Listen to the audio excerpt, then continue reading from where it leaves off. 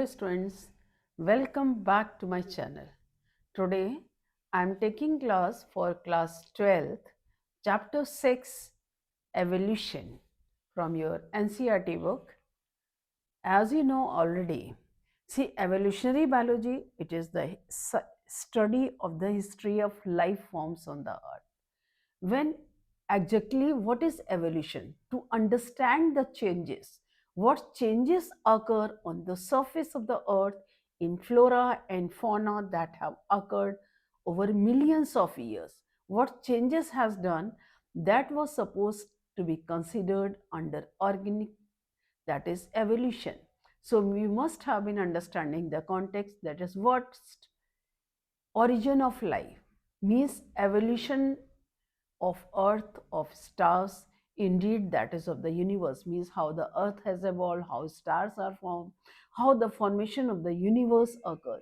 That follows is the longest of all the constituted, means to form and constitute, it means to form an opinion or conclusion about something based in the complete incomplete information. जब किसी चीज़ के बारे में पूरी जानकारी नहीं होती, उसके बाद अगर हम किसी चीज़ को कंक्लूड करते हैं rather than proofs, that is the constructed and conjuncted stories.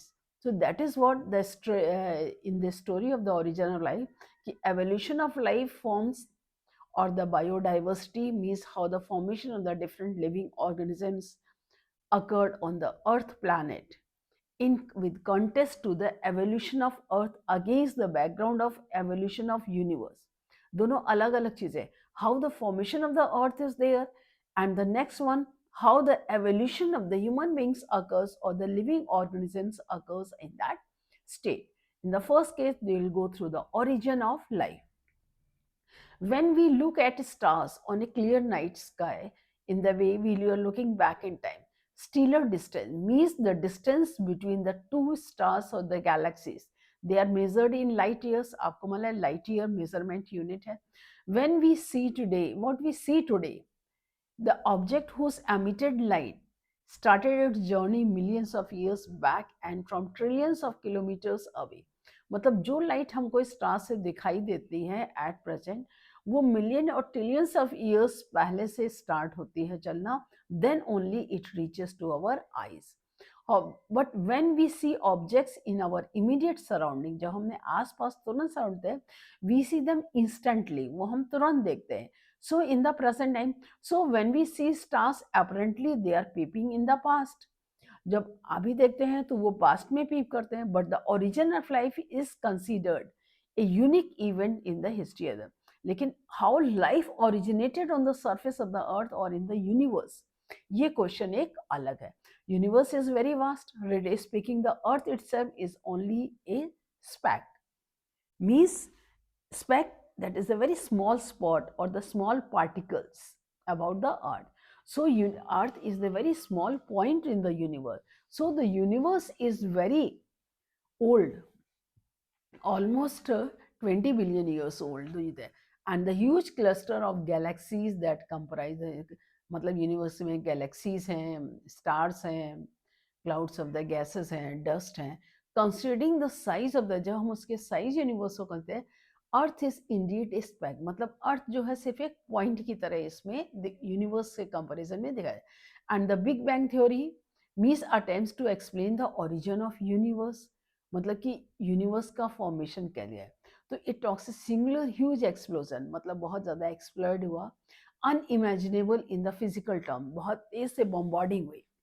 And the universe expanded, उससे जो है यूनिवर्स का एक्सपैंड फॉर्मेशन हो गया. And hence the gases condensed under gravity, जो गैसेस हैविली थी वो ग्रेविटी में अंदर कंसर्ट हो गई. They form the galaxies of the present day universe. In the solar system, milky way Galaxy, Milky Way galaxy, and the Earth was supposed to have been formed about 4.5 billion years back. Earth जो है 4.5 million back were there, and there were no atmosphere on the early Earth. जो पहले अर्थ form था उसमें ज़्यादा atmosphere नहीं था. Water vapours था, मीथेन थी, कार्बन डाइऑक्साइड थी और ammonia. They are release in the molten state. Molten है liquid state, semi liquid state covered the surface.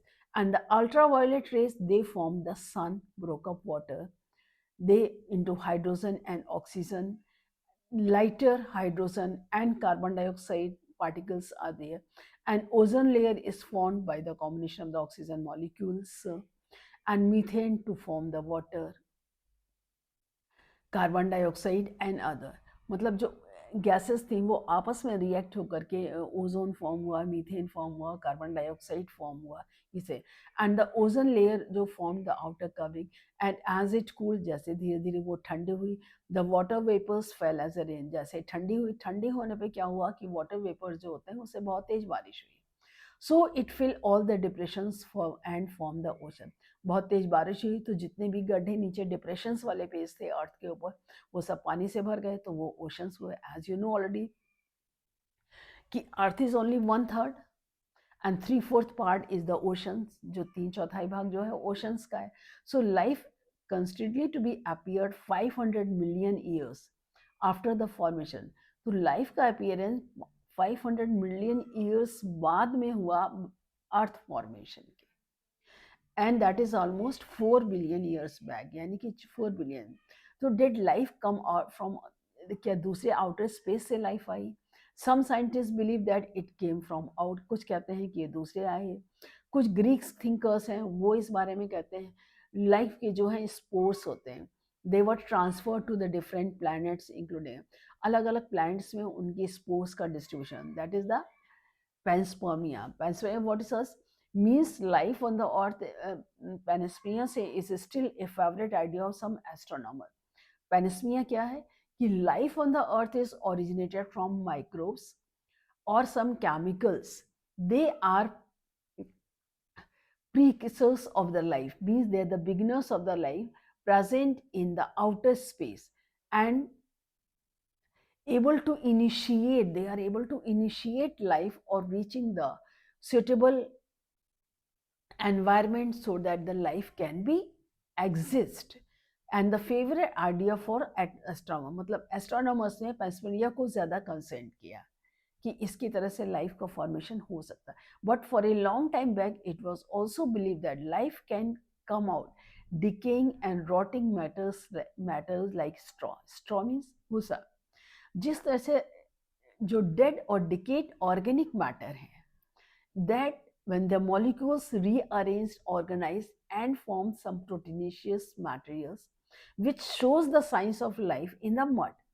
Experimentation मतलब जो डिमॉन्स्ट्रेशन हुआ कि life come only from the pre existing, मतलब अगर स्पोर्स होते हैं कि एज देखते cells, living cells exist from the pre existing cells से ही फॉर्म होते हैं, तो he showed that pre sterilised flask, उन्होंने स्टरलाइज्ड फ्लास्क किया, life did not come from killed yeast while in another flask open to the air, so the new organisms arose from the killed yeast, and spontaneous generation theory जो कि discard कर दी गई थी, it was discarded all, but they did not answer how the life form came on the earth. Spontaneous theory है, Miller's theory है, Miller's experiment ने इसको कंसिडर किया, but according to the Miller's experiment the life is observed only from the pre-existing spores on the surface of the earth. जैसे operon है, operon जो Russia का है and the Haldane of the England, he propose that first form of life could have come from pre-existing non-living organic molecules, यानी कि जो organic जैसे RNA है, प्रोटीन है, ये क्या है, ये it is the specific combinations of the molecules and rearrangement, मतलब कोई मॉलिक्यूल्स पर्टिकुलर अंक, भाई प्रोटोप्लाज्म क्या है, it is the organic and inorganic substances arranged in some way in the form of the bond which shows the signs of life, they form protein and RNA, and that formation of life was preceded by chemical evolution, that is formation of diverse organic molecules from inorganic constituent, and the conditions on the earth, they were high temperature, temperature high था, volcanic storms थे, reducing atmosphere का, भाई previous atmosphere क्या, methane था, ammonia थी, but in 1953 Miller and the American scientist similar condition he created in the laboratory scale, as and he created electric discharge in a closed flask containing the methane, hydrogen and ammonia that was expected and water vapors 800 degree centigrade क्योंकि temperature high था उस वक्त.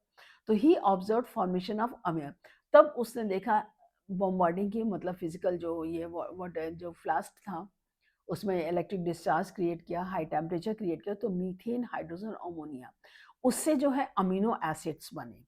And in the similar experiments, others he also observed formation of sugars, nitrogen bases, pigments, fats. तो ये चीज practically इसको prove करते हैं. So analysis of meteorite content also revealed similar compounds indicating that similar processes occurring elsewhere. तो इसी तरह के हुआ क्या, पहले बॉम्बार्डमेंट हुआ, स्पेस हुआ, तेज बारिश हुई, अर्थ धीरे धीरे ठंडी हुई. Slowly it cools down. After cooling, the molecules are arranged, rearranged, and the formation of the proteins occur, RNA and the other substances. Proteins are formed, and the limited and the first part of conjunctive chemical evolution was more or less accepted. Chemical मतलब यही इन्हीं methane और ammonia और chemical से bombarding उसके high temperature से दो है फॉर्मेशन ऑफ अमीनो एसिड्स आकर, nitrogenous bases bane, bases pigments bane, formation of product. So here we have no idea about the first self-replicating metabolic capsule. तो clear cut idea नहीं है कि कैसे हुआ, ये सिर्फ predictions हैं. First non-cellular forms of life, they have been originated, they would have been given the giant molecules, that is the RNA protein. जो बेसिक है कि इन मॉलिक्यूल से बॉम्बार्डमेंट से हाई टेम्परेचर से ऑर्गेनिक मॉलिक्यूल्स का फॉर्मेशन हुआ, जैसे आरएनए और प्रोटीन्स है. They are the basic materials of your formation of cell. मतलब ये देखिए, ये जो गैसेस ये मीथेन, अमोनिया, वाटर और हाइड्रोजन प्रेजेंट थे, यहाँ पर स्पार्क डिस्चार्ज किया गया इलेक्ट्रोड्स के जरिए, वैक्यूम क्रिएट किया गया और वाटर आउट हुआ. कंडेंसर्स, फिर इसको कंडेंसर से वाटर कूल डाउन हुआ, जब कूल हुआ तो वाटर ड्रॉपलेट्स आए, तो लिक्विड पार्ट, और यहाँ पर जो बॉइलिंग वाटर होल टैप्ड हुआ. तो जब इसमें टैप हुआ तब इसमें क्या हुआ, फॉर्मेशन ऑफ प्रोटीन्स और अमीनो एसिड्स का फॉर्मेशन हुआ, पॉलीसेकेराइड्स वगैरह का.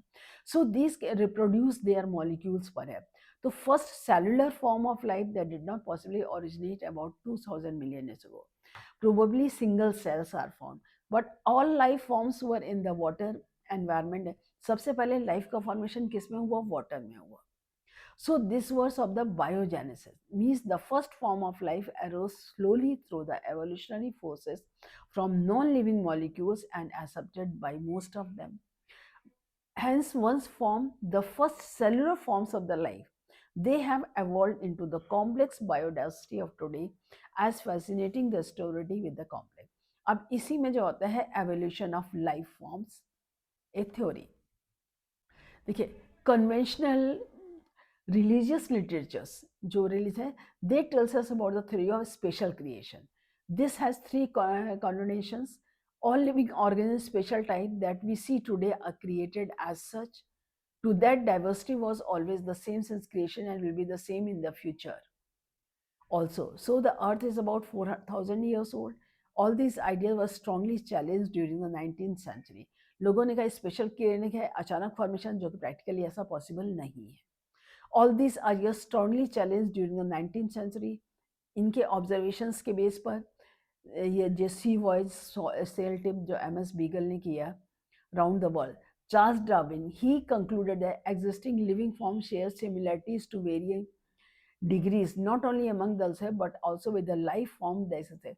उन्होंने जो वाइल्ड ईगल, जो डार्विन ने जो थ्योरी स्टडी की, उसने अपने वाइल्ड बीगल से पूरा अर्थ का राउंड लिया और देखा, और उन्होंने बहुत प्रयास किया कि such life form they have exist any more. They had been extinctions of different life forms in the years gone by just. यानी कि बहुत पहले डिफरेंट तरह के लिविंग ऑर्गेनिजम्स प्रेजेंट थे, वो एक्सटिंक्ट हो गए, आते हैं, और उन्हीं से ही प्रेजेंट डे लाइफ एग्जिस्ट हुई है. The formation that has occurred nowadays, they are formed from the previous ones, which are means present life forms arose at different periods of the history on the earth, and they have been gradual evolution of life on. Any population has built in variations in characteristic. कोई भी population उसके variation है, and those characters which enable some to survive better in the natural conditions. मतलब जो चीज़ arise होती है जैसे ही environmental conditions change होती हैं, तो anyone has to be fit in the particular environment, and those who fit it only they will survive. Climate condition, food, physical factors, etc. अगर आप अपने आप को क्लाइमेटिक कंडीशंस के हिसाब से चेंज नहीं करेंगे तो आप सर्वाइव नहीं कर पाएंगे. That outbred others that are less endowed to survive under such natural condition. अभी भी है, जैसे अगर गर्मी है सर्दी है, अगर हम अपने आप को environment is not going to change according to our requirement, we have to change according to the changing climatic conditions and the environment if we want to survive. That is more important, right? Another word used in the fitness of the individual survival वही है कि survival of the fittest. Fitness according to Darwin refers ultimately only to the reproductive fitness. So those who are better fit in the environment, they live more, उसके जो producing generations वो हैं ज़्यादा हैं, and therefore they will survive more and hence are selected by the nature. जो survive करेगा nature उसी को select करेगा. He called it natural selection and implied it as a mechanism of evolution. Enormous fertility होती है, उस fertility में there is struggle for existence होता है, जो स्ट्रगल में जीतता है, struggle who is able to survive in the changing conditions, only survival of the fittest occur. So let us more remember Alfred Wallace जो नेचुरलिस्ट है, he worked in the Maliki archipelago, also has similar conclusions around the same time. In due मतलब इसी जो Malay ने आर्किपिलेगो ने जो conditions दी वही same जो डार्विन ने कंक्लूजन्स दिए थे कि enormous fertility, struggle for existence, survival of the fittest. In due course of the time, types of organisms they are recognizable, and all the existing life forms they have similarities and they share common ancestors. Same common ancestor से अलग अलग group का evolution हुआ है. ये हम उसके अंदर एम्ब्रियोनिकल स्ट्रक्चर्स को स्टडी करें तो इससे क्लियरली इंडिकेट होता है.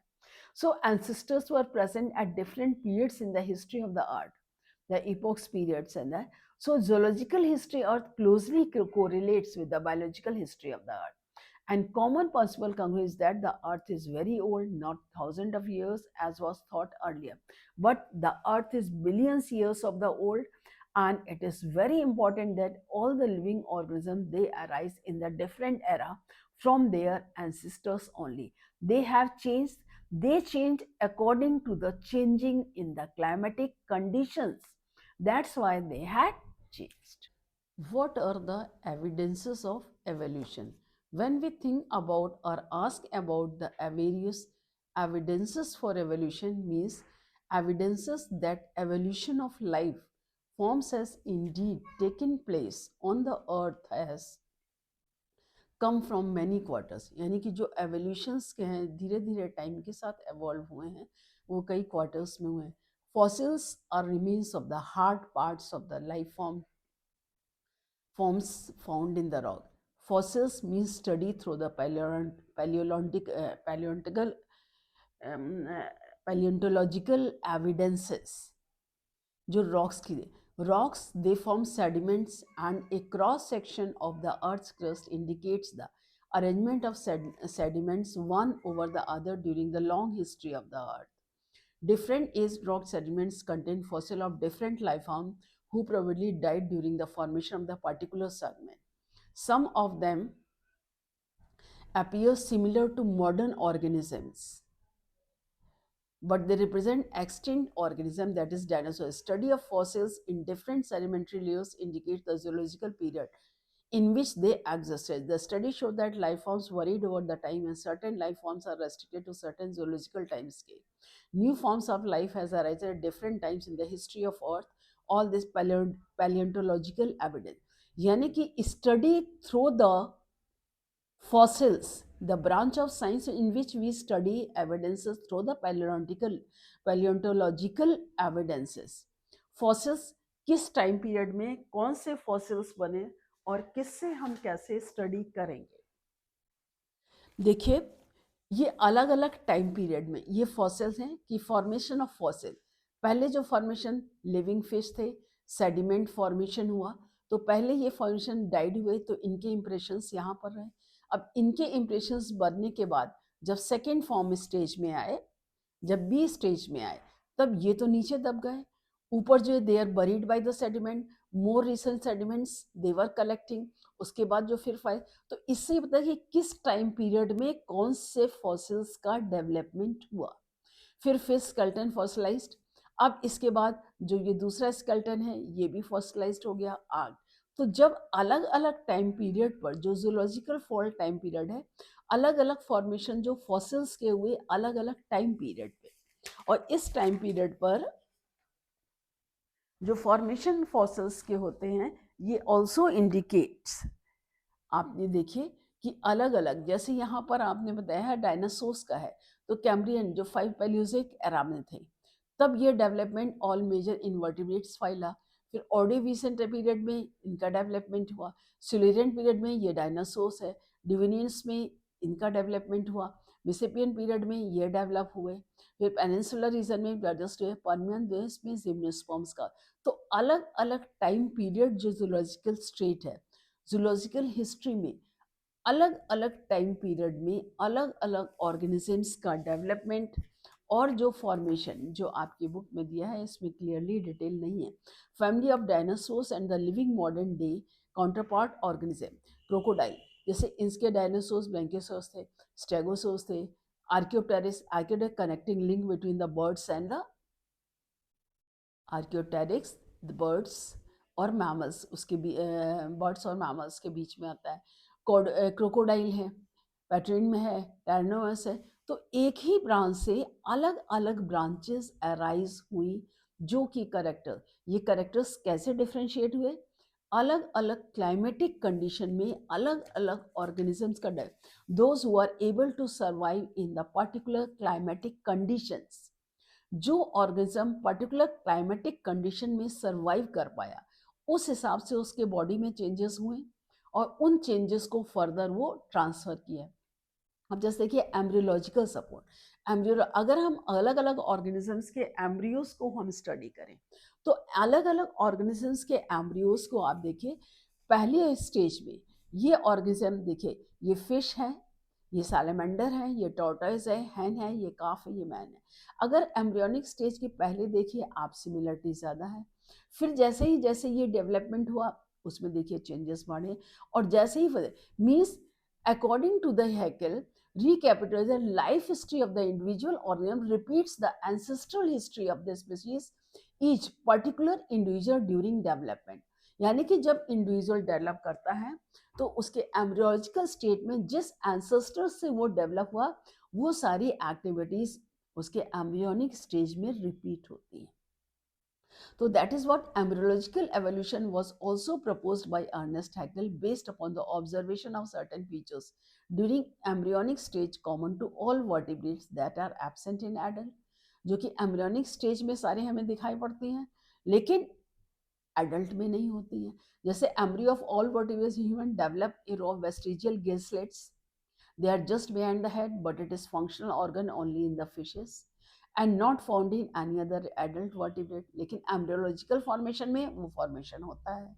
Same way, proposal approved on careful study performed by called Ernest Hornberg, he embryos never pass through the adult stages of other animal। जो एडल्ट स्टेज है उसको ऑर्गेनिज्म अपने एवोल्यूशन स्टेज में नहीं पास करता है।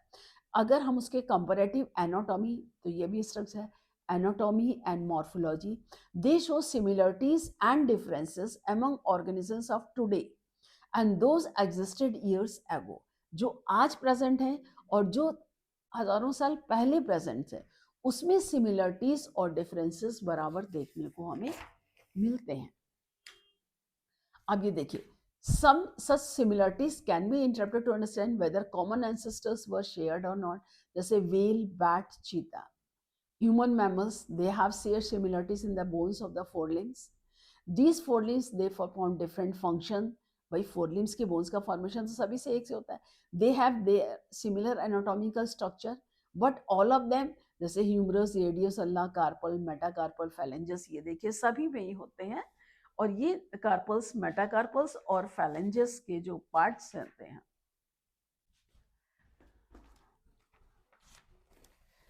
आप ये देखिए, जैसे सील पेपर है, बर्ड का विंग्स है, बैट है, हॉर्स है, four limbs of the vertebrates, they have all humerus, radioulna, carpals, metacarpals, phalanges, सब में सेम है, लेकिन फंक्शंस सभी के अलग अलग होते हैं. So during they have the same structure developed along with the four limbs. The same structure developed different due to adaptations of the day.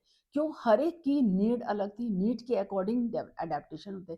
They were divergent evolution, divergent मतलब अलग अलग दिशा में डेवलप हुए, and they are called homologous organs. And homology indicates common industry, यानी कि इनका development जो है एक कॉमन एंसेस्टर से हुआ है. Other examples of the word जैसे हार्ट्स और ब्रेन इन प्लांट्स. अगर हम हार्ट्स और ब्रेन की बात करें तो ये देखिए, ये ब्रेन का डेवलपमेंट है, ये homology in the parts of the brain. अब इसमें आप देखिए फिश का डेवलपमेंट, ये pituitary optic nerve cerebellum just है. उसके बाद एम्फियम, इसी का मॉडिफाइड रूप और होता जाता है. फिर एम्फीबियन से अगर आप रेप्टाइल्स को कंप्लीट है तो इसमें देखिए और मॉडिफिकेशन, जो सेरिबेलम मेडुला ऑब्लिंगेटा है ये शॉर्ट हुआ. अब यहाँ से अगर रेप्टाइल्स को देखें तो ये इसमें डेवलपमेंट और चीज डिफरेंट हुए. अब रेप्टाइल्स से अगर आप इस बर्ड को देखिए तो देखिए मेडुला ऑब्लिंगेटा, उसमें काफी चेंजेस हुए जो यहाँ पर चेंजेस नहीं होते. अब इसके बाद अगर आप बर्ड का देखें तो चेंजेस, सेरिबेलम देखिए फॉर्म्स का चेंज हो गया, मेडुला ऑब्लिंगेटा एक्सटेंशन हो गया, और ये फॉर्म सेरिबेलम का बढ़ता जा रहा है. ये मैमल्स में है, ये बढ़ता गया है, सेरिबेलम लीफी स्ट्रक्चर्स में हो गया, मेडुला ऑब्लिंगेटा. तो ये जो homology in the parts of the brain है, फिश ये एक ही है. अगर इसी तरह आप हार्ट्स को देखें तो हार्ट में देखिए, फिश में क्या है, बाइफोकल हार्ट होता है, ऑर्टिकल, वेंट्रिकल, टू लोब्ड है. एम्फीबियन में थ्री लोब्ड हुआ. रेप्टाइल्स में इनकम्प्लीटली डिवाइडेड फोर चैम्बर. उसके बाद बर्ड्स और मैमल्स में कंप्लीटली डिवाइडेड फोर. तो ये एवोल्यूशन को इंडिकेट करते हैं. They indicate the evolutionary this means in that को इंडिकेट द होमोलोगस ऑर्गन. जैसे प्लांट्स में भी है थॉर्न्स एंड टैंडल्स, बोगनविला, कुकरबिटा, ये देखिए थॉर्न्स और टैंडल्स हैं बोगनविला और कुकरबिटा के. Situation exactly, wings of butterfly, birds look alike but they are anatomically similar structure. जो विंग्स होते हैं बटरफ्लाई के हैं, विंग्स के हैं, वो देखिए, ये देखिए, ये विंग्स जो है ये फेदर्स है, ये बैट के, ये एनालोगस ऑर्गन है. ये विंग्स ऑफ द बटरफ्लाई है, ये फेदर्स होते हैं. ये भी जो पार्ट है ये पेंटाडेक्टाइल है बर्ड, और ये जो सी होता है बैट, ये है देखिए वेन्स होता है. ये इंसेक्ट है, ये बैट का है, ये बर्ड का है. लेकिन जो इसमें इंटरेस्ट है, they as analogy, they are analogous, different same patterns they are developed, analogous parts of the birds are there. Homology is based on divergent and the analogy is convergent. Anatomically similar structures, they perform similar function. Analogous structures, they result in convergent error. Homologous, divergent evolution.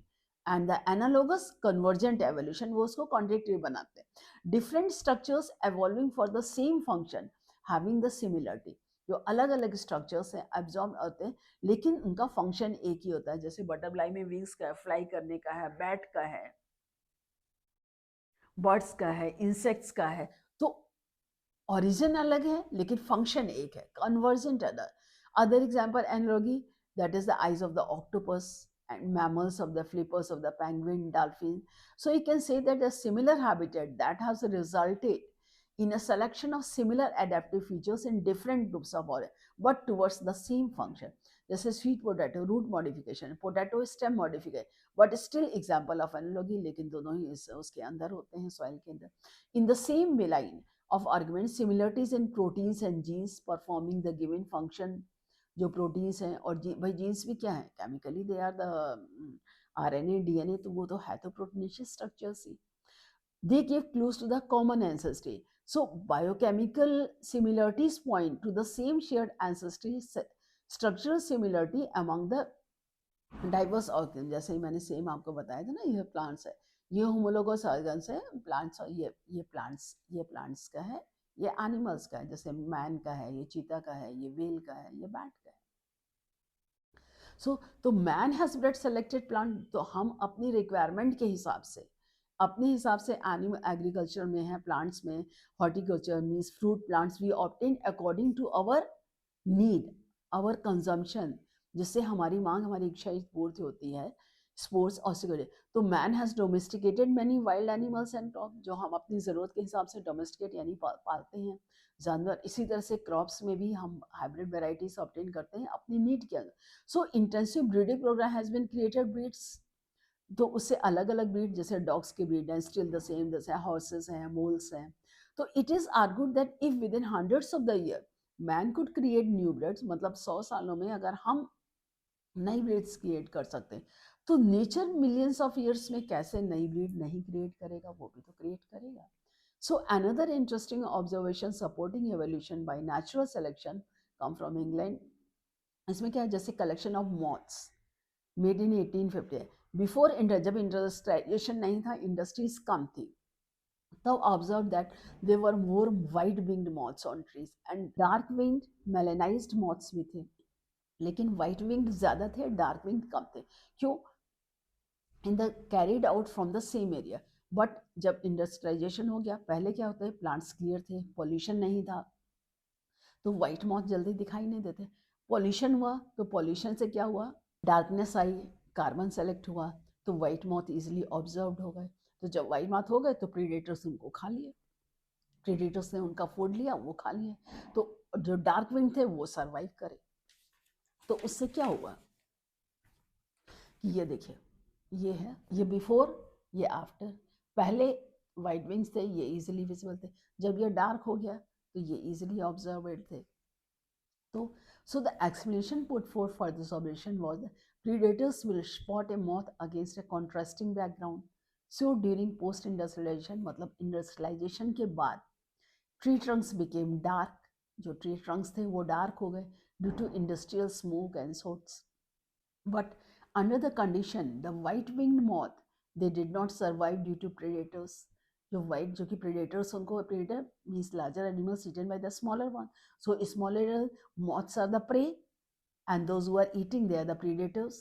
तो जो dark winged और melanized moth थे survived क्योंकि वो दिखाई नहीं पड़ते थे. And before industrialization, thick growth of almost white colored lichens covered थे, lichens के थी, तो जिससे कि background जो है white winged moths को survive करता था, but the dark color moths they were picked up by the predator. So you know lichens can be used as an industrial pollution. क्यों? They will not grow in the areas they are polluted. Lichens वहीं grow करते हैं जहाँ pollution नहीं होता है, और जहाँ पॉल्यूशन है वहाँ लाइकेंस ग्रो। तो जब लाइकेंस ने ग्रो नहीं किया, पॉल्यूशन बढ़ा, तो जो स्टेम थे वो डार्क कलर्ड हो गए, डार्क कलर्ड हो गए तो डार्क कलर मॉथ्स को तो प्रोटेक्शन मिला, लेकिन white moth cause easily visible, so they were eaten by the predators. So moths they were able not to grow in the areas that are polluted. So moths they were able to camouflage them then, not to grow in there, but they were able to camouflage. Camouflage means changing the colors. They hide in the background, survive. But this is understanding supported fact that the areas where industrialization did not occur, लेकिन जहाँ पर industrialization नहीं हुआ, rural areas में, the kind of melting moths, तो वहाँ पर जो हम white moths ज़्यादा थे, और जो black moths थे वो dark melanin वाले थे वो कम थे. तो this shows mixed population that can be better adapted, survive and increase the population. So those changes takes place in the environmental condition by which some are survived, some are lost. Similarly, excess use of herbicides, pesticides, they has only resulted in the selection of resistant varieties in lesser time. भाई जो भी है, survival of the fittest, जो changing climatic condition में survive करेगा वही fit होगा.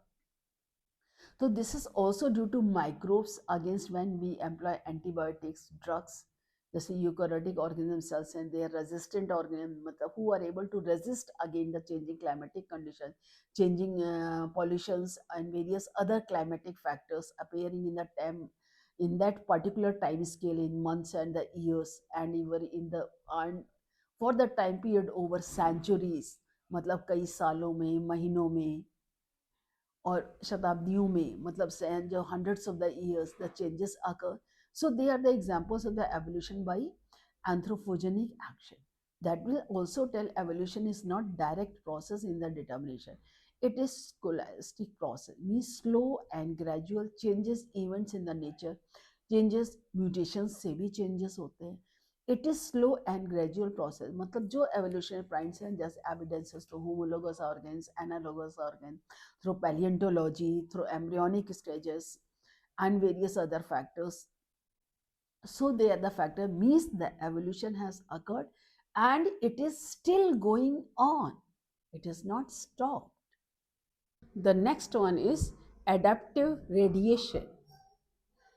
During the journey, during his journey, Darwin went to Galapagos Island. You know what are Galapagos Island? Galapagos Islands, a chain of 14 islands in Pacific Ocean. Pacific ocean में एक chain है 14 अलग अलग islands की, जिसमें कि अलग अलग एनवायरमेंटल कंडीशंस है. There he observed an amazing diversity creature. जब वो वहां गया, जब अपने वॉयज के दौरान, तो उसने अलग अलग क्रिएचर्स, मतलब जितने बर्ड्स थी वो अलग अलग मॉडिफाइड बर्ड्स देखे ऑफ पर्टिकुलर इंटरेस्ट, जो थे small black birds later called Darwin finches amazed him. बाद में उन फिंचेस को उसने 20 अलग अलग तरह के बर्ड्स को कलेक्ट किया था, जो कलेक्ट अलग शेप के थे, अलग साइज की थी, उनके बीक्स का शेप अलग था, उनके पंखों का रंग अलग था. ये amaze, he realise that there were many varieties of finches in the same island. उनका इसी तरह कई वैराइटीज की फिंचेस होंगी same island, but all the varieties ही कंजंक्टेड, यानी कि कोई भी वैराइटीज आपस में मिलती जुलती नहीं थी. ये डिसरप्टेड थी, जिसमें कि कोई रिएक्शन नहीं, जिसमें कि कोई कनेक्शन वो सही तरीके से नहीं कर पा रहे थे. They evolve on the island itself, जो कि उस आइलैंड में ही एवॉल्व हुई होंगी या अलग से, but from the original seed eating feature, जबकि उसका ओरिजिनेटर सीड ईटिंग फीचर्स था. Many of other forms which are altered beaks arose, बहुत से दोस्त थे एक ही उससे जो ऑल्ट्रेशन ऑफ बीक्स, क्योंकि जो 14 जो आइलैंड्स का जो गैलापागोस आइलैंड्स कॉमनली उनको एक साथ मिला के बोले, उसके एनवायरमेंटल कंडीशंस अलग थी. तो जो बर्ड्स जहाँ उड़ के पहुंच गई, तो वो बर्ड्स वहाँ के एनवायरमेंटल में अपने आप को एडजस्ट करने के लिए, अडॉप्ट करने के लिए उनमें चेंजेस हो गए, enabling them to become the insectivorous species in a given geographical area, starting from a point and literally radiating to other areas of habitats there. मतलब जहां से वो गई, that is the point of the main evolution का कारण वही हुआ था कि मेन जो अमेरिकन पैसिफिक के मेन आइलैंड से गैलापागोस, गैलापागोस में 14 चेन आइलैंड्स अलग अलग हैं. तो जो जहां उड़ करके वहां पहुंच गया, और हर एक की एनवायरमेंटल कंडीशंस अलग अलग थी, तो अपने आप को अडॉप्ट करने के लिए पर्टिकुलर एनवायरमेंट में उनमें काफी चेंजेस हुए. So that is what called कि variety of beaks in the finches they are found in Galapagos island. अब इसकी वैरायटीज आप देख सकते हैं इसमें. ये देखिए डार्विन्स के जो फिंचेस थे एंसेस्टर सीड बियरिंग, ये देखिए ग्राउंड फिंचेस खाली ट्रीज कैक्टस और जो मेन आइलैंड में थी, इसी से इनका इंसेक्ट ईटर्स और सीड ईटर्स का ओरिजिनेट हुआ. अब इस इंसेक्ट ईटर से ही ये देखिए रैबलर हुए, ये वुड पैकर अराइज हुई. अब इस वुड पैकर की वजह से इनसे जो है ये अराइज हुए इंफॉर्मेशंस, और ये हुए यहाँ से ये ओलिविकिया अराइज हुई, इससे यहाँ पर ये चेन अराइज हुई अलग अलग बर्ड्स की. तो ये इसी उससे एक ही बर्ड्स से अलग अलग जो टाइप्स ऑफ बीक्स अराइजेस हुए. ये अलग अलग एनवायरमेंटल के कंडीशन, जैसे स्मॉल मीडियम लार्ज, ये लार्ज शेप्ड है, ये मीडियम शेप्ड बीक्स के थे, और ये स्मॉल शेप स्मॉल बीक का था, ये स्मॉल बीक है, ये स्मॉल बीक है, ये है मीडियम बीक से थे, ये मीडियम बीक में आ रहे हैं, इसमें ये मीडियम बीक में आए, ये और ये स्मॉल बीक लास्ट है. तो इसमें जो ये चेंजेस थे, ये अलग अलग जो चेंजेस फॉर्म्स है, that is what called adaptive radiation. अब डार्विन्स फिजन they present one of the best example of this phenomena. Darwin ने उस अलग आइलैंड को ही turned as islands, they are the living laboratory of evolution. Darwin ने उसको एक लिविंग लेबोरेटरी ऑफ एवोल्यूशन करार दिया, क्योंकि डार्विन स्पिजर one of the best examples of the phenomena. दूसरा एग्जांपल ऑस्ट्रेलियन मार्सुपियल्स का है. बहुत number of marsupials with different other They evolved from ancestral stock, but all within the Australian continent only. When more than one adaptive radiation appeared to have occurred, an isolated geographical area, जैसे ये देखिए, ये Australian marsupials हैं. अब इसी Australian मॉलिपल से Tasmanian wolf originate हुआ, इसी से टाइगर कैट हुआ, इसी से बैंडेड एंटीटर, इसी से ही मार्सोपियल रेड, इसी से ही कंगारू, इसी से ही वॉर्म, यहीं से बैंडिकॉट, इसी से कोयला, इसी से मार्सोपियल मोर, इसी से. ये अलग अलग क्यों फॉर्म हुए? ये अलग अलग एनवायरमेंटल कंडीशन में, जैसे कि उस ने टेक्टोनिक प्लेट्स बनी, अलग अलग आइलैंड्स बने, तो अलग अलग आइलैंड्स में जो जहाँ पहुंच गया, उसने अपने आप को वहां के एनवायरमेंट में एडजस्ट करने के लिए अपने आप को उस तरह से अडॉप्ट करके, और वो अपने आप उसका न्यू ओरिजिनेटर बन गया. Different habitats. One can call this convergent evolution. ये can be convergent. Placental mammals in Australia, they also exist.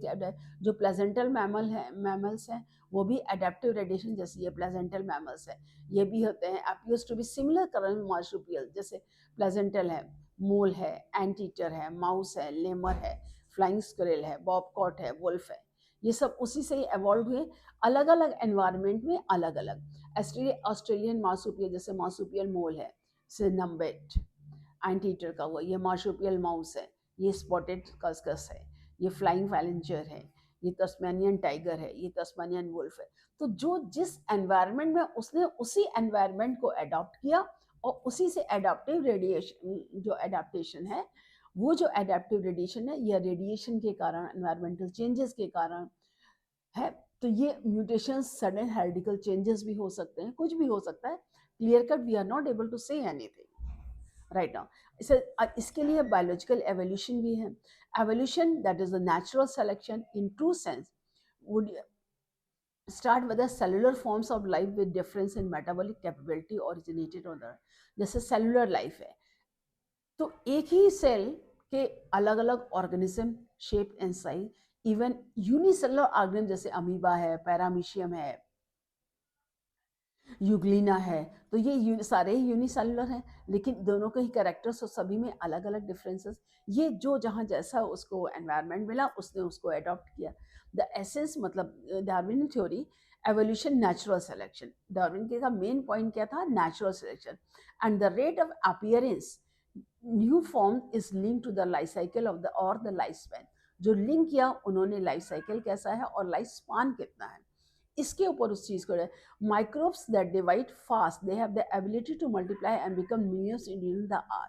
Microbes यानी कि जैसे बैक्टीरियल सेल्स है, वायरस है, ये बहुत तेजी से मल्टीप्लाई करते हैं. Colony of bacteria growing given medium, they built in the variation terms of ability to utilise.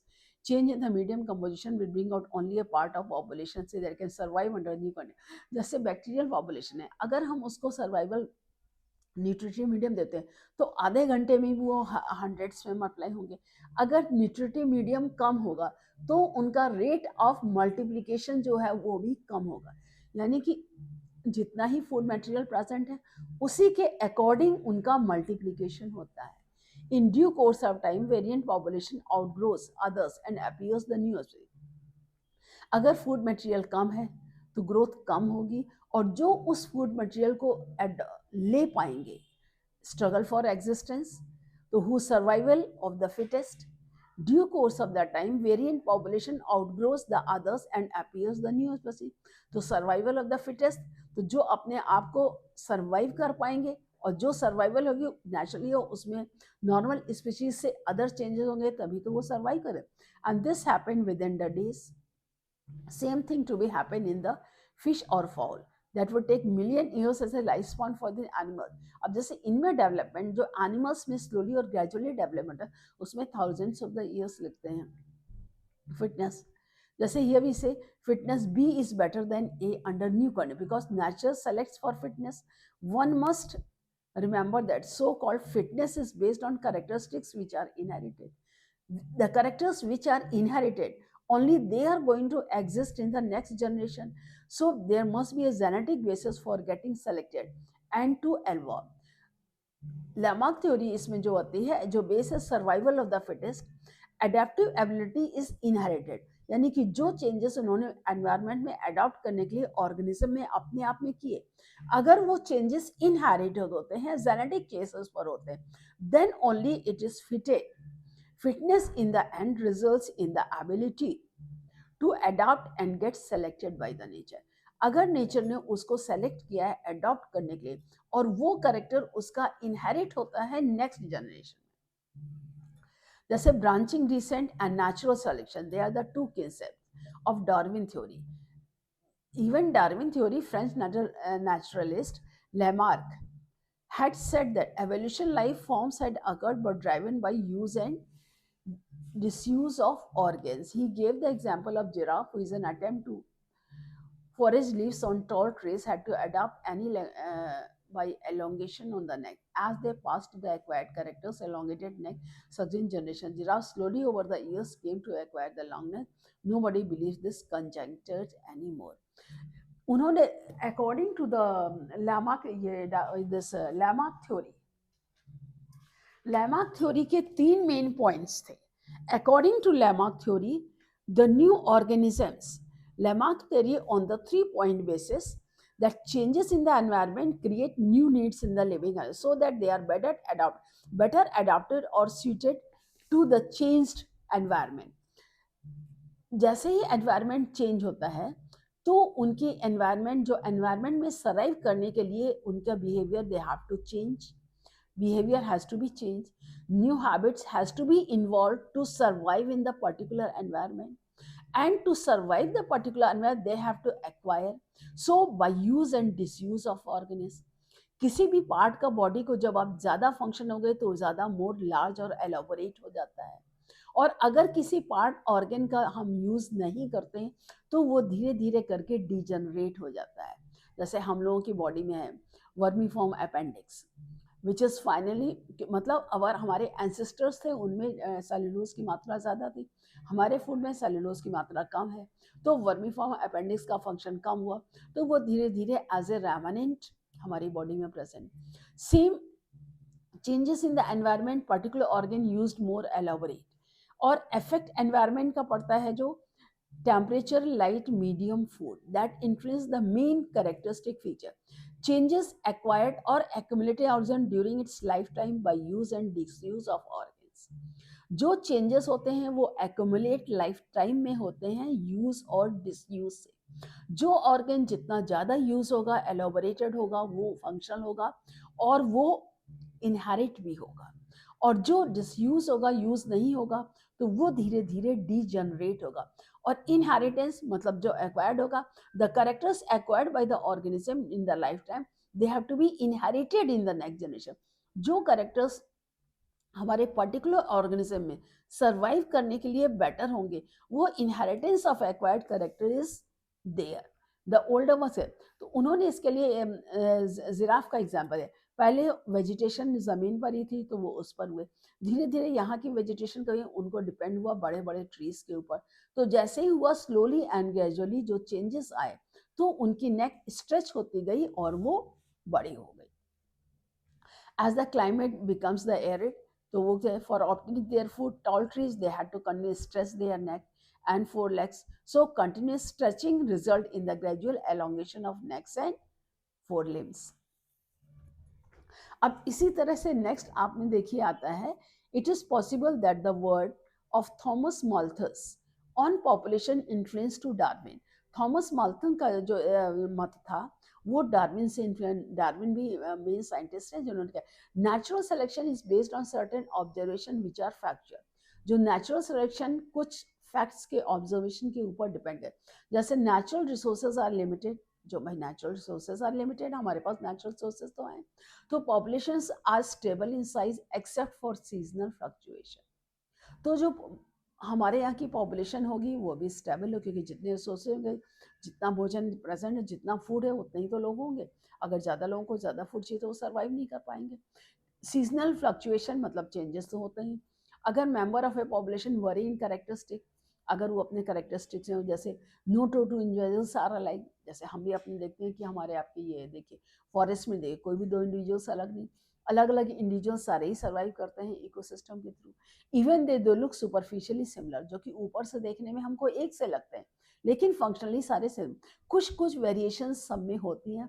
And if variations are inherited, अगर वेरिएशंस इनहेरिट होती, the fact that theoretically population size will grow exponentially, तो inherit होती है तो population का size, if everybody reproduce, अगर सभी reproduce करेंगे तो नेचुरली मैक्सिमम प्रोडक्शन होगा, और जब मैक्सिमम प्रोडक्शन होगा जैसे बैक्टीरियल इन्वर्ट करते हैं तो they have been a competition for the, तो कॉम्पिटिशन होगा, स्ट्रगल फॉर एग्जिस्टेंस होगा, तो ओनली सम सर्वाइव, सिर्फ कुछ ही सर, क्योंकि फूड सोर्स तो लिमिटेड है, नंबर ऑफ इंडिविजुअल्स ज़्यादा है, तो स्ट्रगल होगा, तो उसमें कुछ ही सर्वाइव, जो फूड ले पाएंगे वही सर्वाइव कर पाएंगे। They grew at the cost of others and they could not flourish, other तो मतलब डेवलप कर ही नहीं पाएंगे। And the brilliant inside the Darwin was this, he asserted these variation, उन्होंने इन चीज को वेरिएशंस का नाम दिया, they are heritable by which make resource utilisation, यानी कुछ जो अपने आप में चेंज करके एनवायरमेंट से फूड ले सकते थे खींच के, दूसरों की अपेक्षा चेंज करके अपना हैबिटेट्स को, अपने हैबिट्स को, enable only those reproduce and leave more progeny, सिर्फ वही मॉडलाइज रिप्रोड्यूस है, hence a period of time many generation survivors will leave more progeny and there would be a change in population characteristic, hence new forms appear to arise। तो जैसे जैसे characters change होंगे, characteristics features change होती हैं, उनके साथ साथ ये जो डार्विन्स थ्योरी का फैक्ट है वो भी देखिए, Darwin's theory main based on over production, production बहुत ज़्यादा होता है, individuals multiply in the geometric ratio, limited space for food supply and centre, so number of survivor remains रफली constant, there is a struggle for existence, जब struggle for existence होगा तो variations आ लगेंगे, और हेरिडिटी यानी कि वो ट्रांसफर होंगे, survival of the fittest and natural selection, nature select करेगा किसको सर्वाइव करना है, survival on the fittest, so continued changes that is comes to the adaptive reservation that result in origin of the new species. अब इसी का result होता है mechanism of evolution क्या है, see what is the origin of this variation and how does this speciation occur, origin का variation क्यों होता है, भाई वेरिएशन जब कोई वेरिएंट होगा तभी तो वो सर्वाइव करेगा, even though Mendel had talked of inheritable factors influencing phenotype, Mendel ने फिनोटाइप यानी एक्सटर्नल फीचर्स को कंसीडर किया, ही इग्नोर्ड द ऑब्जर्वेशंस, जो भाई उसके टाइम में जीन्स वगैरह के लिए हमारे पता नहीं था, तो first decade of the 20th century Hugo de Vries based on his work on evening primrose, देखिए ह्यूगो डे व्राइस के जो चेंजेस थे evening primrose, they are bought about the idea of the mutations, large difference arising suddenly in the population. He believed that mutation which causes evolution, not the minor variations heritable. Darwin talked about the mutations are random and directionless while Darwin variation small है। ह्यूगो de Vries के साथ जो उसने explain किया था, जो ये changes होते हैं वो सडन होते हैं, हेरिटेबल होते हैं और वो डायरेक्शनलेस होते हैं, मतलब उसके हिसाब से चेंजेस पॉजिटिव भी हो सकते हैं और निगेटिव भी हो सकते हैं, लेकिन डार्विन के हिसाब से जो चेंजेस होने थे, believe the mutation cause, mutation को स्पेशलाइजेशन, पर्टिकुलर सॉल्टेशन मतलब सिंगल स्ट्रैप एक ही बार में large structure, but studied in population genetics later brought out some clarity, जो बाद में जेनेटिक्स में लेटर जो स्टडीड हुआ से, लेकिन डार्विन के हिसाब से जो चेंजेस थे वो स्लोली और ग्रेजुअल चेंजेस थे, एनवायरमेंट के हिसाब से हुए थे। According to the changing environment, those who are able to adopt and change themselves according to changing climatic condition, only they will survive. Lamarck और डार्विन ये दो मेन थ्योरीज होती हैं, थ्योरीज हैं जिसके बारे में मैंने भी आपको पहले बताया है कि म्यूटेशन थ्योरी जो भी मैकेनिज्म क्या है, सडन चेंजेस, लेकिन डार्विन ने म्यूटेशन के बारे में कुछ नहीं बोला, he kept silence about larger difference suddenly, but actually in the nature mutations also occur, slow and gradual changes are going on and evolution is still going on, अभी भी evolution जो है वो बराबर चल रही है and it will go on। और इसी में है जैसे एवोल्यूशन के लिए एनिमेट इनएनिमेट कैरेक्टर्स जो होते हैं, तो देखिए जोग्राफिकल चेंजेस भी हो रहे हैं और सरफेस में भी चेंजेस हो रहे हैं, तो वो animate means changes in the animal life that has been occurred, right? The next one is Hardy and Weinberg principle. In a given population, one can find out the frequency of occurrence of alleles of a gene or a locus. अगर ये population में अगर हम frequency देखें कि एलल्स और jeans का जो फॉर्मेशन नंबर्स कैसे रिप्रेजेंट गए, this frequency is supposed to remain fixed and even remain the same through generations. Hardy-Weinberg principle stated using algebraic array. Hardy और वेनबर्ग ने ये एक्सप्लेन किया कि जो फ्रीक्वेंसीज के जो एलर्स हैं over the years of population, सालों साल वो एक ही रहेंगे जब तक कि उसके ऊपर एवोल्यूशन, म्यूटेशन या अदर किसी चीज़ का कोई इफेक्ट ना पड़े. इसको उन्होंने एक एल्जेब्रिक एक्सप्रेशंस के थ्रू एक्सप्लेन किया था. This principle says that alleles frequency in population they are stable, यानी कि जो भी एलर्स पॉपुलेशन है वो कांस्टेंट, वो एक से रहेंगे and is constant from generation to generation, यानी कि सालों साल तक जनरेशन, कितने भी कमिंग जनरेशन्स आएंगे, जो एलएस पॉपुलेशन का है, जो नंबर्स, जो जीन्स होते हैं वो हमेशा कांस्टेंट रहते हैं. The gene pool, total genes and their alleles, they remain constant. So this is called genetic equilibrium, क्योंकि जो जीन्स हैं वो चेंज नहीं होंगे. जो जीन्स हैं अगले पॉपुलेशन में अगर पॉपुलेशन सेम रहती है तो वो जीन एलेलिक कैरेक्टर्स भी सेम होंगे. And some of the total of the allelic frequency is one. Individual frequencies for example can be named p and q. मान लीजिए हम फ्रीक्वेंसीज को पी और क्यू नाम देते हैं. डिप्लॉयड यानी कि नंबर ऑफ क्रोमोसोम्स पेयर्स में होंगे. पी एंड क्यू जैसे they represent the frequency of allele. Capital A and small a means dominant and recessive, and the frequency of capital A ये homozygous होगा. And the individuals in a population simply p square.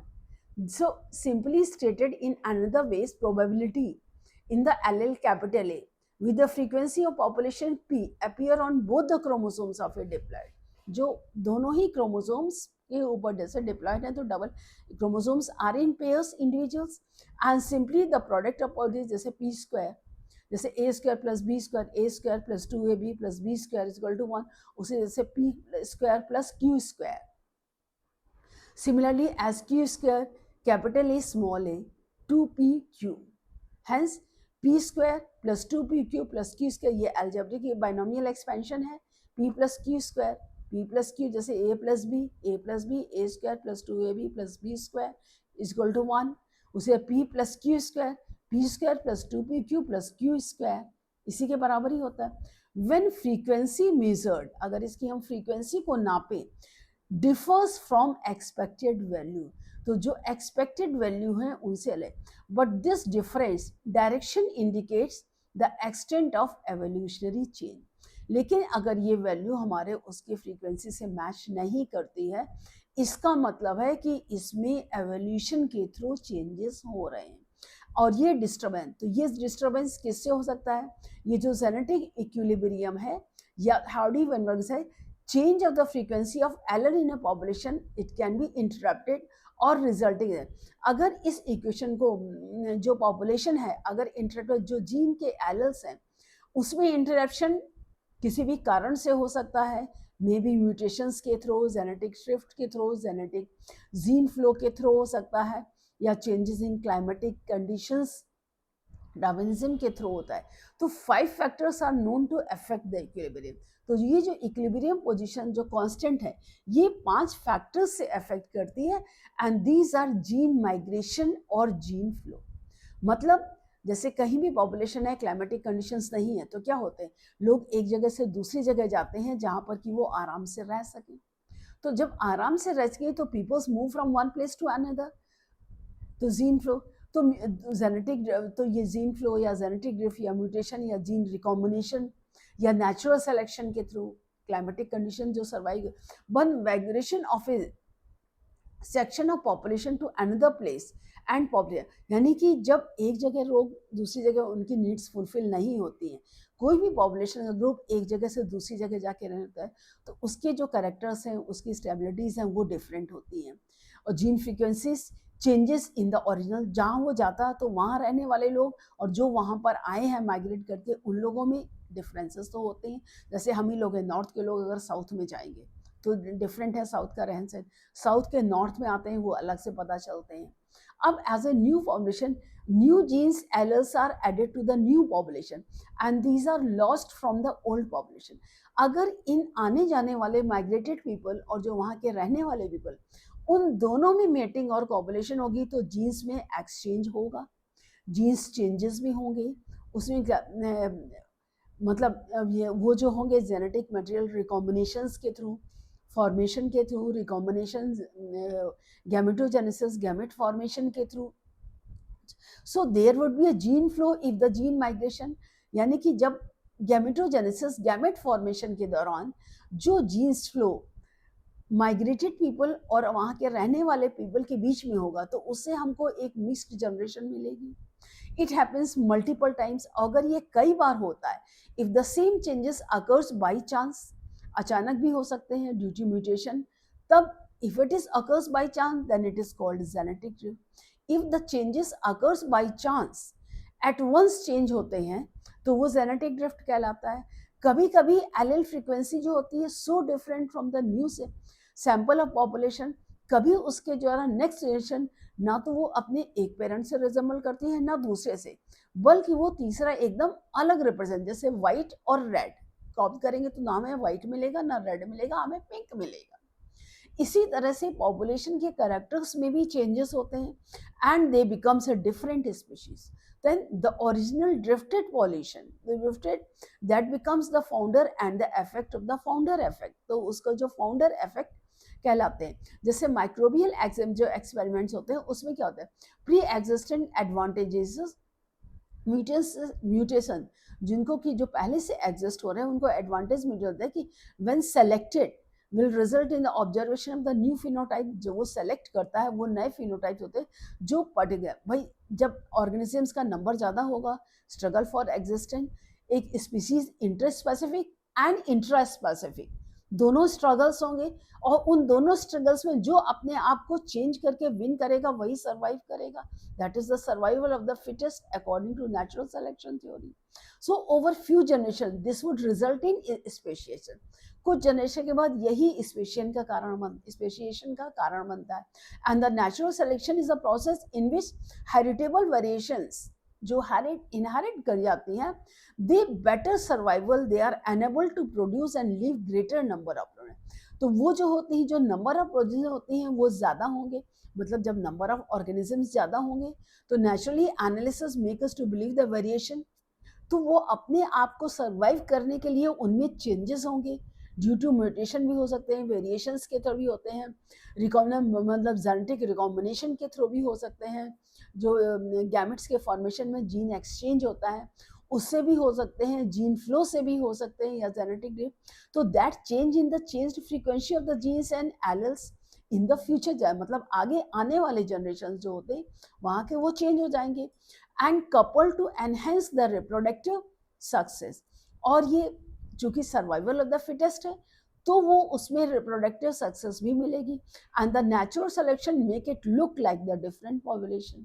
तब वो जो genetic selection होंगे तो वो जो होंगे वो बिल्कुल अलग दिखाई देंगे। And natural selection can lead to the stabilization, जो नेचुरल सिलेक्शन है वो उसको स्टेबलाइज करेगा, यानी कि उसको कांस्टेंट रहेगा।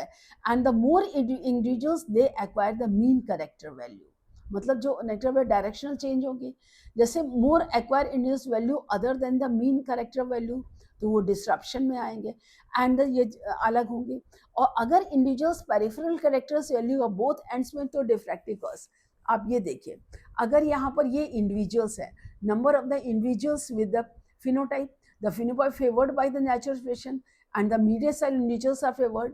अगर phenotype जो natural selection से होंगे phenotypes, तो अगर medium size favored है तो क्या होगा, तो इस जनरेशन से या तो peak gets higher narrower, वो ज़्यादा होंगे और ये कम होते जाएंगे, या peak shifted in one direction, या तो जो ऑर्गेनिज्म उसको सर्वाइवल होगा वो एक तरफ, जो एक उसको स्पेसिफिक करेंगे उसकी तरफ शिफ्ट हो जाएंगे, या जो होंगे ये टू पीक्स आर फॉर्म, ये डिसरप्टिव होंगे, कुछ कैरेक्टर्स जो अलग होंगे वो रीजन्स अलग, कुछ तो ओरिजिनेटर बनेंगे और कुछ जो होंगे अलग कैरेक्टर से दिए नहीं, यानी एक ही पॉपुलेशन से एक ही एंसेस्टर से दो अलग अलग वैरायटीज रिप्रोड्यूस होंगी टू पीक्स आर फॉर्म, तो वो डिसरप्टिव इन नेचर होगा, वो अलग अलग तरीके का फॉर्म होगा, ठीक है।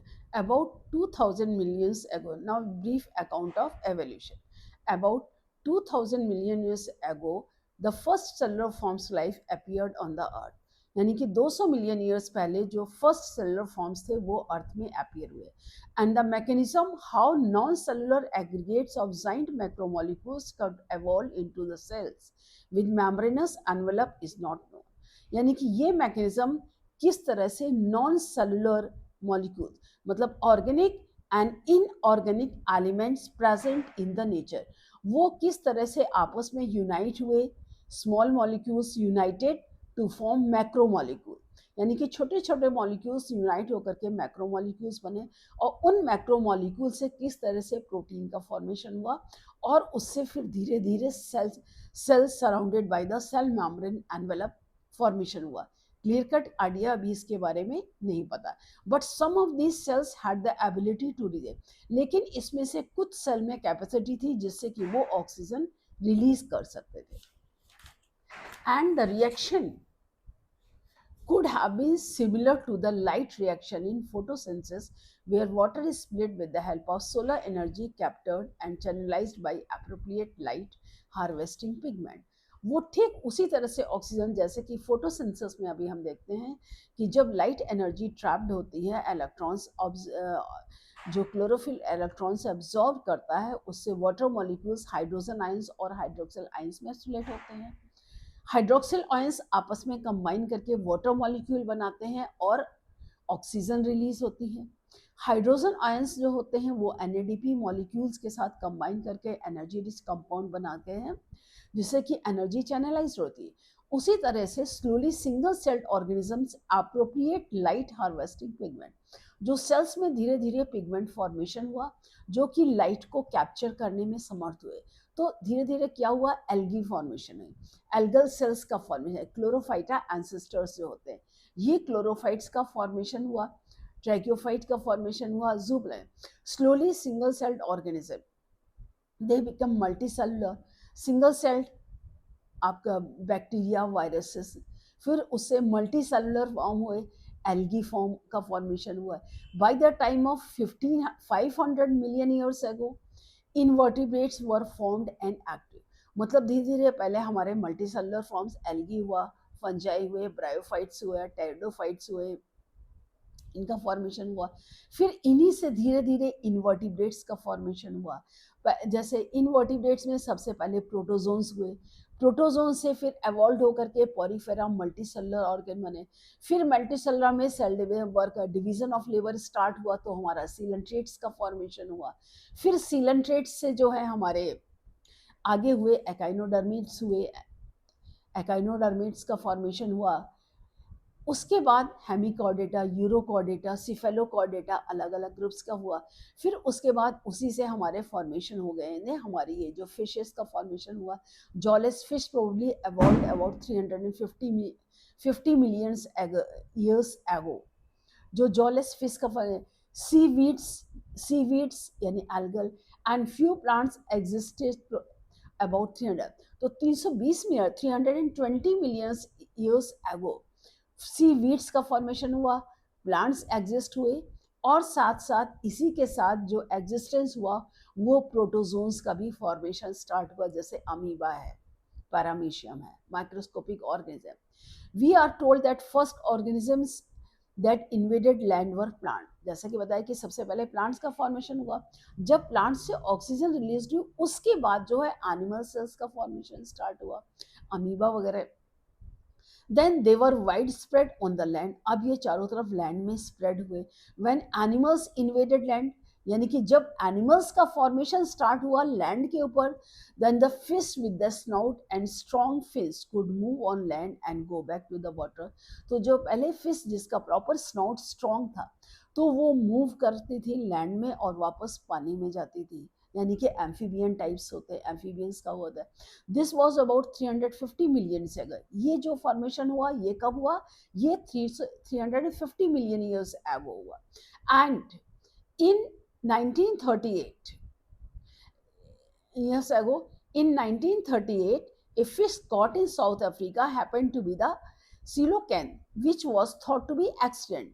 जो 1938 में एक फिश पकड़ी गई थी साउथ अफ्रीका में, वो फिश सीलोकैंथ है जो कि एक्सटिंक्ट हो गई, यानी कि it was present earlier, nowadays it is not there, the animals are supposed to be extinct, and these animals they are called low fins. जो animals उनको low fins, they were evolved into the first amphibians that lived both on land and water. तो जो first amphibians जो होते हैं जो कि land में और वाटर में दोनों रहते हैं, मीन्स पहले पाइसेस, पाइसेस के बाद एम्फीबियंस, एम्फीबियंस के बाद रेप्टाइल्स, रेप्टाइल्स के बाद एव्स और एव्स के बाद mammals. So there is no specimens of this left with this. इसका कोई भी स्पेसिमेन आज की डेट में हमारे पास तो नहीं है. However these were ancestors of the modern day frogs and salamander. ये जो है एंसेस्टर्स हैं मॉडर्न डे फ्रॉग के, जैसे ये अर्ली रेप्टाइल जो एक्सटिंक्ट हो गए, साइनोप्टेड स्टेज में थे. ये जो पेलिस्कस है ये भी एक्सटिंक्ट हो गए. ये थियोडोन्ट्स हैं, दे आर आल्सो एक्सटिंक्ट. थिरोपेडा है, ये भी एक्सटिंक्ट हो गए. ये 200 मिलियन से होते हैं.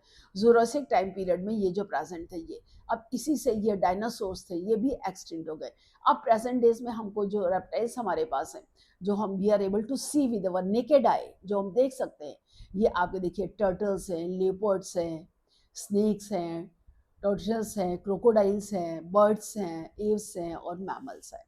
तो इसके first ambiance lives both, so there were no specimen left. However, these were the ancestors of modern day frogs and salamander. Frogs और salamander ये amphibians हैं.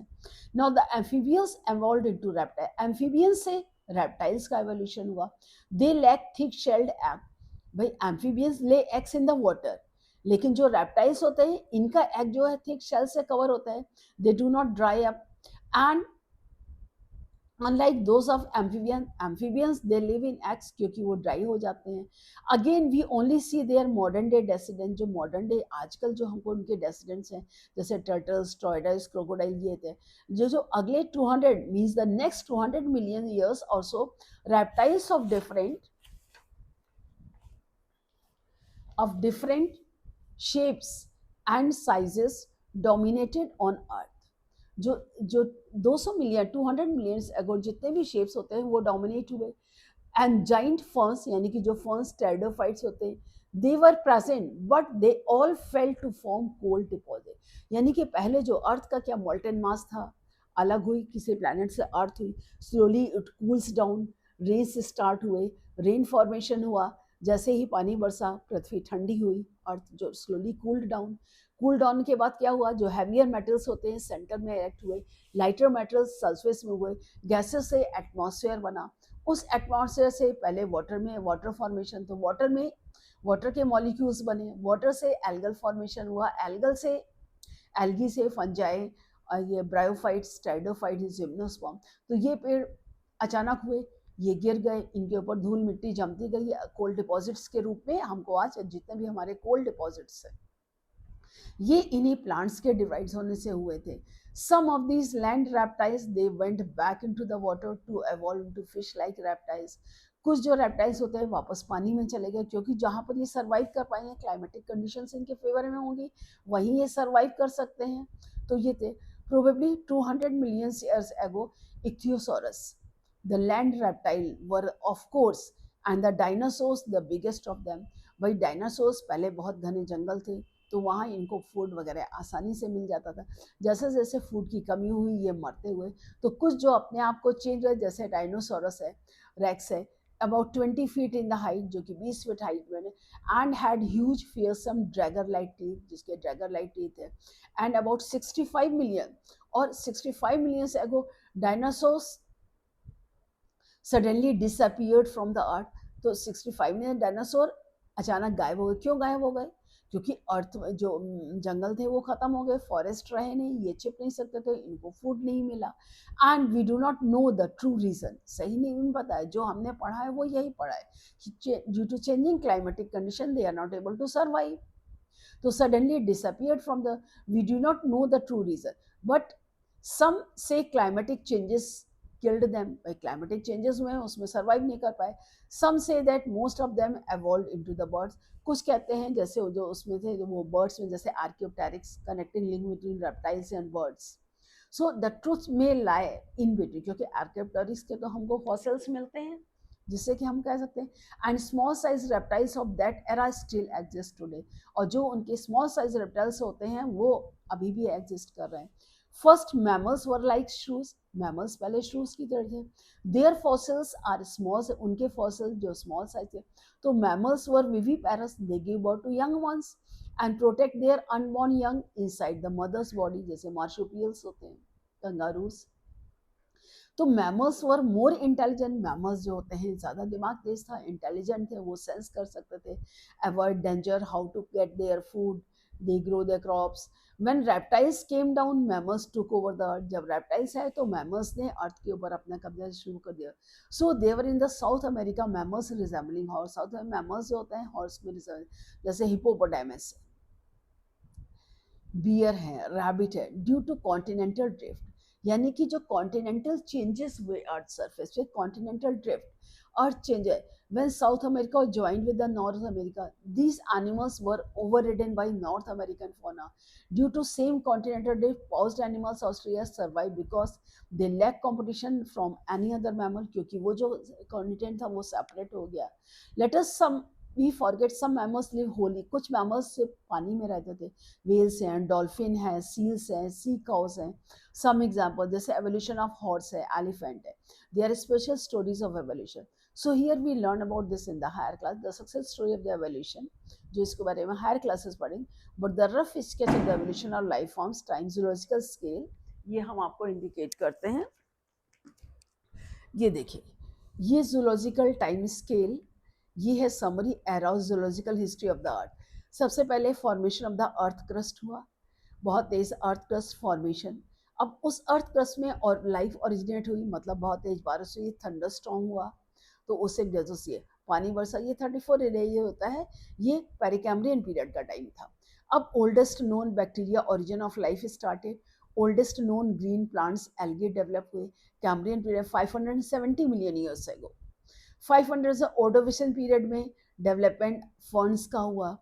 Insects, land fishes, algae, amphibians, जो रेप्टाइल्स, ये हमारे 350 मिलियन ईयर्स अगो जो मिसेपियन period होता है, 350 million से, इसी में हमारे आपके फर्न्स डेवलप हुए, जिम्नोस्पर्म्स डेवलप हुए, और रेप्टाइल और डायनासोर्स डेवलप हुए. ट्रायसिक पीरियड में बर्ड्स, फ्लावरिंग प्लांट्स, मैमल्स का फॉर्मेशन हुआ, क्रस्टेशियंस. उसके बाद 65 मिलियन से अगो पैलोसिन पीरियड में आपके प्राइमेट्स का फॉर्मेशन, वेल्स, प्रोपोइसल्स, रैट्स वगैरह का फॉर्मेशन. ओलिगो 38 मिलियन ईयर्स में मंकीज, मायोसिन पीरियड आया. 7 मिलियन का प्लायोसिन पीरियड में चिंपैंजीज, गोरिल्लास का फॉर्मेशन हुआ, और प्लेस्टोसिन पीरियड में एवोल्यूशन ऑफ मैन. तो कंसर्न हमारा है, तो ये zoological first appearance of the indicated life forms जो हमारा इस टाइम स्केल पीरियड के हिसाब से चलता है. अब जो अर्थ का फॉर्मेशन है जेनेटिक ड्रिफ्ट से, ये देखिए कि gradual change in the position of the different continents by genetical drift. पहले जो है अर्थ कॉन्टिनेंट्स इस तरह से थे, ये आपको देख रहे हैं, ये अफ्रीका, ये साउथ अमेरिका, ये नॉर्थ अमेरिका, ये सेपरेट क्रस्ट है. उसके बाद क्या हुआ, जो ईस्ट गोंडवाना ऑस्ट्रेलिया अलग था, अंटार्कटिका इंडिया अलग, इस फॉर्म में था इंडिया. ये वेस्ट गोंडवाना स्टेज था, ये नॉर्थ अमेरिका, ये साउथ अमेरिका अलग थे. बाय द टाइम मूवमेंट जो साउथ अमेरिका जो है ये नॉर्थ अमेरिका स्मूथ के साउथ अमेरिका में चला गया, इंडिया यहाँ पर अलग, इसमें यूरेशिया कॉन्टिनेंट्स में जो है अफ्रीका सेपरेट हो गया, और अंटार्कटिका सेपरेट होकर ऑस्ट्रेलिया सेपरेट कॉन्टिनेंट बना. फिर यहाँ पे ये मूव होकर के ये साउथ अमेरिका नॉर्थ अमेरिका से जाके मिला, अफ्रीका सेपरेट हो गया, इंडिया यूरेशिया से जुड़ गया, अंटार्कटिका सेपरेट हो गया, और ऑस्ट्रेलिया एक सेपरेट कॉन्टिनेंट, तो उसकी ऑस्ट्रेलिया सेपरेट कॉन्टिनेंट बन गया जो कि नोमाडोस में है. अब उसके साथ ही इसके डेवलपमेंट फॉर्मेशन अलग अलग तरीके से हुए. The next one is origin and evolution of man. About 15 million years ago, primates, that is called Dryopithecus and Ramapithecus, they were existing. 1500 million के पहले ये ड्रायो और रामापिथिकस एग्जिस्ट होते. So they were hairy and walked like gorillas and and chimpanzees, उनकी body covered with the hairs, ज़्यादा hairs थे जो कि गोरिल्ला और चिंपैंजी की तरह थे. Ramapithecus was more man like while Dryopithecus was more ape like. Few fossils of man-like bones have been discovered in Ethiopia and Tanzania. And Tanzania. कुछ जो है बोन्स डिस्कवर्ड हुई है मैन लाइक इथियोपिया और टने. These revealed hominid features leading to belief about 3 to 4 million years ago man-like primates walked in eastern Africa. जो हमको ये bones मिली हैं, ये जो बोन्स के फीचर्स हमको मिले हैं, ये इसके हिसाब से ये हम कह सकते हैं कि ये जो होमोनिड फीचर्स जो होते हैं कि ये जो मैन की तरह प्राइमेट्स थे जो वॉक कर सकते थे, ईस्टर्न अफ्रीका में थे.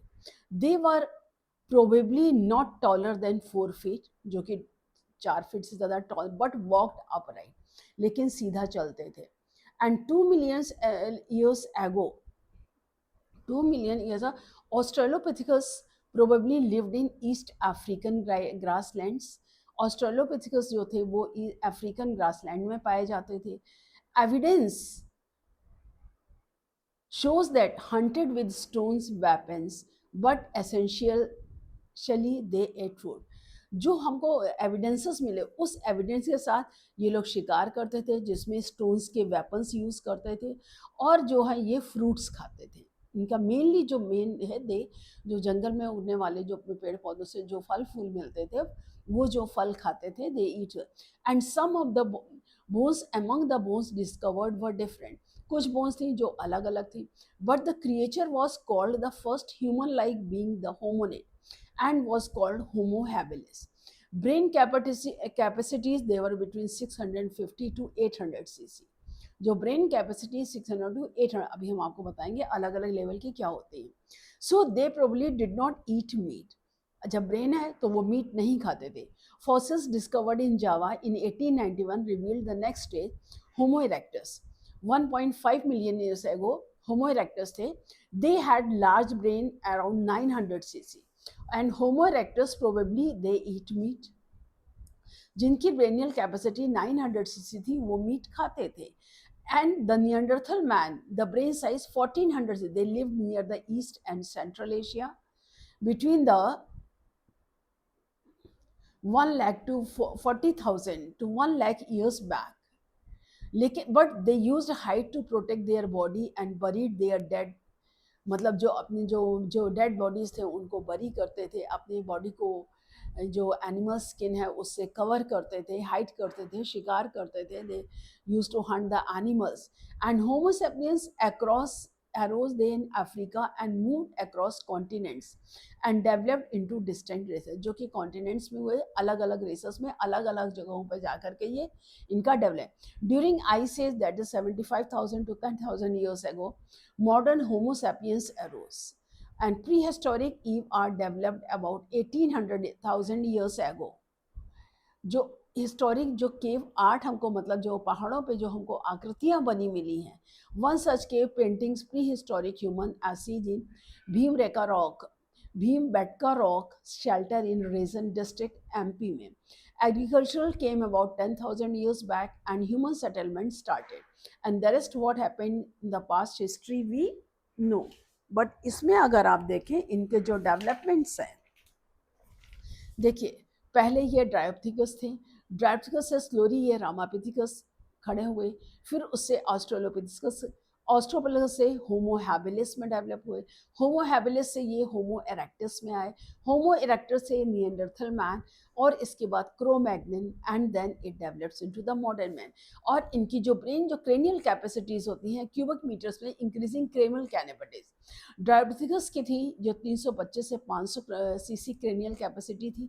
रामापिथिकस की थी जो 325 से 500 cc क्रेनियल कैपेसिटी थी. ऑस्ट्रेलोपिथिकस की 450 से 600 cc cranial capacity, 600 cranial capacity थी. होमो हैबिलिस 650 से 800 तक इनकी थी cc क्रेनियल कैपेसिटी, और होमो इरेक्टस 750 से 1100 तक इनकी cranial capacity, slowly and gradually the brain is going to be developed. और नियंडरथल मैन जो थे वो 1300 से 1600 के बीच में इनकी क्रेनियल कैपेसिटी, और क्रो मैग्नन मैन थे इनकी 1600 कैपेसिटी थी। और जो हमारा मॉडर्न मैन जो हम लोग हैं, हमारी क्रेनियल का 1300 टू 1600, एवरेज 1450 से 1450 सीसी कैविटी हम देखते हैं। तो देखिए जैसे जैसे हुए, तो ये देखिए cerebrum that is the main centres of intelligence thought, ये धीरे धीरे देखिए इसका डेवलपमेंट, इसका आकार बड़ा होता चला गया। एंड स्लोली क्रो मैग्नन से मॉडर्न मैन, निएंडरथल मैन, होमो erectus, Homo habilis, Australopithecus, Ramapithecus, डायप्थेरस से लेके क्रो मैग्नन तक इनके देखिए रेगुलर क्रेनियल कैपेसिटी बढ़ती चली गई। और उसके बाद ये मॉडर्न मैन की कैपेसिटी है। इसमें वेरिएशंस होते हैं 13 टू 1600, जबकि क्रो मैग्नन की कैपेसिटी 1660 सीसी थी एवरेज कैपेसिटी। अब इसमें जो कैरेक्टर्स जो होते हैं हर एक के अलग अलग होते हैं। जैसे देखिए जो ऑस्ट्रेलोपेथिकस थे उनका साइज स्मॉल था, एवरेज 3.5 टू 4 फीट हाई थे। They showed bipedal locomotion, erect posture, brow ridges projected over eyes, इस तरह के थे। Canines were man like and they did not project beyond the, they were omnivorous. Homo habilis थे, ये देखिए ये इंसेस्टेड, ये ऑस्ट्रेलोपेथिकस है। अब ये देखिए होमो हैबिलस, ये इससे से दे आर अबाउट 100, ये भी 4.5 से 5 फीट के थे। They shows bipedal locomotion, cranial capacity 650 to 800 cc. They had human like body and ape like head, large head था। Teeth was like that of the modern man, and they are the first tool maker and used tools of chipped stone to dig out tubers, remove skin meat and crush the animal bones. So they are also called as handyman or the tool maker. सबसे पहले जो tool making man थे ये होमो habilis थे। अब इसके बाद next आता है होमो इरेक्टस। होमो इरेक्टस जो होता है ये they were about 5 to 5.5 feet tall. They make probably larger than the females. Males बड़े थे कंपेरेटिवली टू फीमेल्स के। They have low sloping forehead, cranial capacity 750 to 1100 cc थी। Skull was flatter, precision grip, they had erect posture, foot was arch to support body weight, they had protruding jaws, small canines, large molar teeth, and they elaborate tools of stones and bone। यानी इन्होंने अपने tools को और भी ज़्यादा develop किया। Neanderthal man, ये the forehead low and slanting, brow ridges were heavy, lower jaw was strong and strong jaw muscles. They had upward projecting face, that is Prognathes face. Cranial capacity 1300 to 1600 से Neanderthal man के थे। अब इसके बाद इनकी height भी 1 से 5.5 feet के थे। They have semi erect stooping posture. They had heavily built muscular body. They lived in caves and communicated by syllabic language. Neanderthal men intelligent and good hunters. They used animal skin for clothing and buried their dead ones with the flowers and tools. Crow Magnon man जो होता है, जो हमारे human man के काफ़ी close होता है, they are about 180 centimetres tall, 5 to 5.6. They built with the perfect erected body, was less hairy, chin well developed with nose area, elevated cranial capacity 1660 cc, and their teeth were closely placed, wisdom tooth present, man like dentition. They were direct ancestors of the living modern man, and they were omnivorous, fast runners, lived in families in coves, made excellent tools, used skin clothes, and made paintings in the के, जो अभी बताया ना ये MP में paintings मिली है 10th हो जाए तो करे। और जो मॉडर्न मैन है entirely elect posture with 4 curves in spine, hence 4 curves in the vertebral column, upright head with eyes facing in front, straight limbs with arms shorter, fingers and toes attained flat nails, neck became more mobile to rotate the head, slight reduction in the size of the cranial, that is 1300 to 1600 cc. Logic and syllabic speech developed to communicate with the fellow man. So that is what you're about how the modern man has evolved. Decreased reproductive rate is also an evolutionary characteristics of the man. So the major physical changes occurred in this connection were the formation of scrotal sacs in males and single uterus, pair of nipples, presence of hymen in vagina of females, puberty in males and females also delayed. तो ये आपका development है. So the man of the future, that is Saperio, an American anthropologist, he gave the natural course of evolution. Today's man is likely to change into a man of the future called Homo sapiens futuris. They may have tall and hairless body, Tom-like head, and with no fifth lobe. तो life inherent, ये आपको पता होना चाहिए. Life is in an inherent capacity that an organism possesses to maintain and reproduce itself. History of life comprises two ways. First, the origin of life. Second, the evolution of life. Life कैसे origin है और life कैसे evolute हुई है. Herbert Spencer coined the term evolution. Darwin defined evolution, descent with modification. And scientific name Homo sapiens was given to man by Carolus Linnaeus. I hope everything is clear. Any doubt, anywhere, ask me in the comment section. If you like this video, please subscribe to my channel, and again we will meet in the next video. Thank you.